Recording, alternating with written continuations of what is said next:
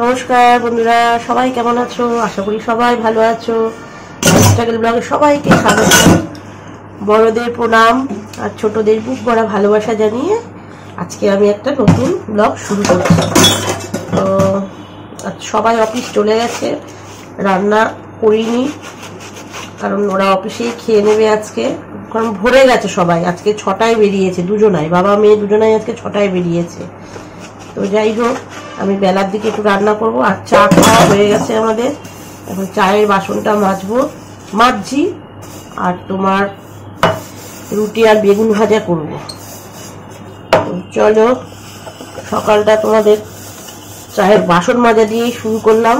সারাদিন কি করি না করি সব তোমাদের সাথে শেয়ার করব। রান্না সেরকম কিছু করবো না, একটু চিংড়ি মাছ করবো।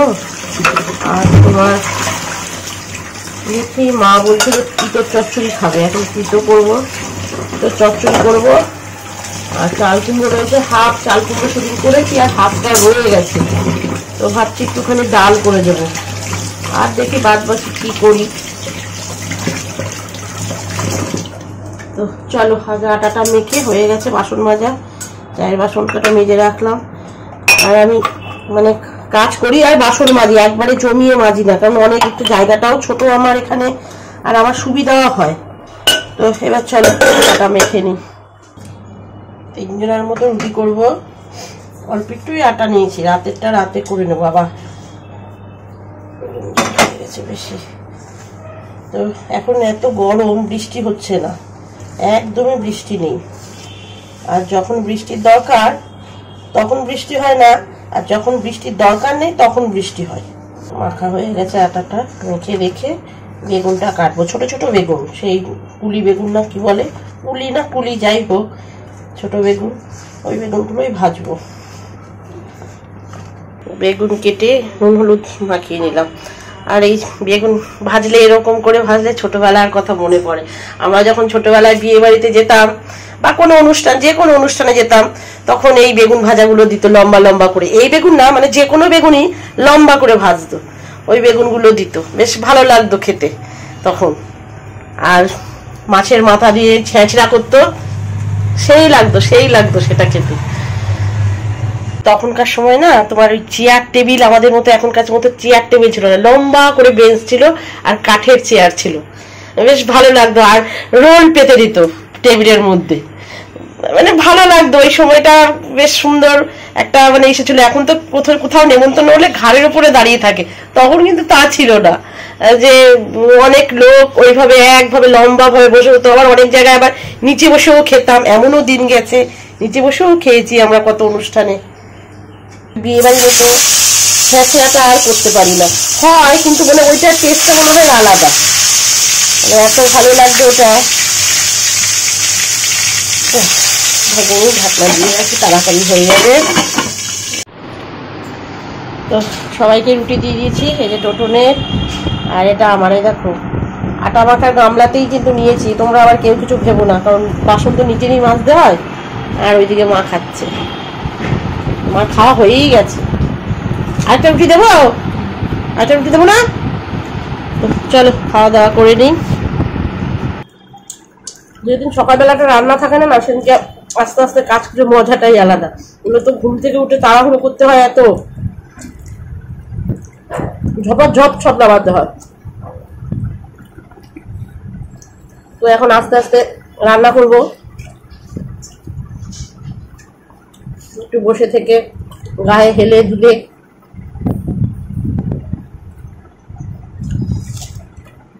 বাবুর একটা পার্সেল এসছে, কি এসছে জামা না কি, যাই হোক ও আসুক, ও আসলে এটা খুলবে। তো বাবু অর্ধেক রাস্তা থেকে ফিরে আসছে, অফিস যেতে পারেনি, মানে দমদম পর্যন্ত গেছে তো আর যেতে পারেনি। তো কেন ফিরে আসছে শুনবো পরে, যাক আসুক। কি হয়েছে আমি জানিও না, ট্রেনের মধ্যে আছে বললো, ঠিক আছে আয়। আর বললো তাহলে একটু মাংস এনে রান্না করো। তো যাক, ভাগ্যিস আমার রান্না বসাইনি, ভাতও বসাইনি, কোনো কিছুই বসাইনি। তো রান্না করি, মাংসটা একটু নিয়ে আসি, আমি যাবো আজকে এখানে মাংস আনতে। তো মাংসটা নিয়ে এসে পরে রান্না করি। আর এইদিকে টোটন বসে আছে, তো মাও বসে আছে ওইদিকে। দেখো এতগুলো জামা কাপড় ভাবছিলাম কাচবো, তো এখন কি করব বুঝতে পারছি না এখন। এখন যাচ্ছি মাংস আনতে। তো চিংড়ি মাছ তো খায় না, তো আজকে আর চিংড়ি মাছটা রান্না করব না, মাংসটাই রান্না করি। মোড়ের মাথায় তো মাংসের দোকান, ওই জন্যই এইভাবেই চলে আসলাম। আবার 210 করে এখানে।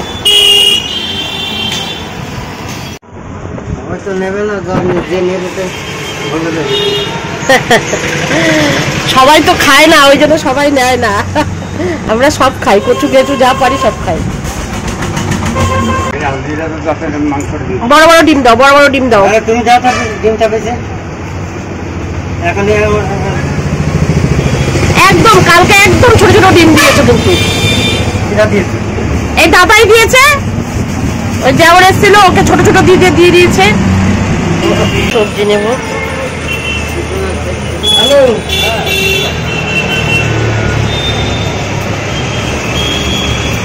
টুনকে ডিম আনতে দিলে যত ছোট ডিম সেই ডিমগুলো ওকে দেয়, আর আমি দেখো বড় ডিম নিয়ে এসেছি, বড় বড় ডিম।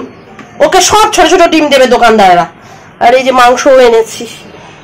তো যাক, এখন কাটাকুটি করে রান্না বসায়। এখনো বাবু তো ঢোকেনি, কখন ঢুকবে কে জানে। কিসের জন্য চলে আসলি বল? জামাটা হচ্ছে গিয়ে দেখি তোমরা চিৎকার করে উঠবা। ভাল না, একটু ভাল না মনে হচ্ছে। কাকাটা কাছিকে তো উদ্বোধন করি। ঠিক আছে, কোয়ালিটি তো ভালো মনে হচ্ছে দেখি। দেখি আমার পছন্দ হয়েছে বলে আমি অর্ডারটা দিয়েছি। মনে হচ্ছে যেন বেড কভার, বালিশের কভার। এটা বেড কভার না, বালিশের কভারের মতো লাগছে। যাক, না জানি না, তুই সব জানিস। তুই দেখো কচুরলতি কাটতে কতটা দেরি হলো। তো কাটা কোটা হয়ে গেছে, সব গুছানো হয়ে গেছে। এবার রান্নাটা চাপাবো। চালটা ভিজিয়ে রাখলাম, এই যে পেঁপেটা মাকে দেবো, আর আলু দিয়ে পেঁপে দিয়ে মাংস করব। আর এটার মধ্যে মাংস মাখিটাকি রেখে দিয়েছি। তো এবার ভাতটা চাপিয়ে দিই। ওটা জলের ভাতের হাঁড়িটা কোথায় রাখলাম রে? ওটা নিয়ে আয় এবার।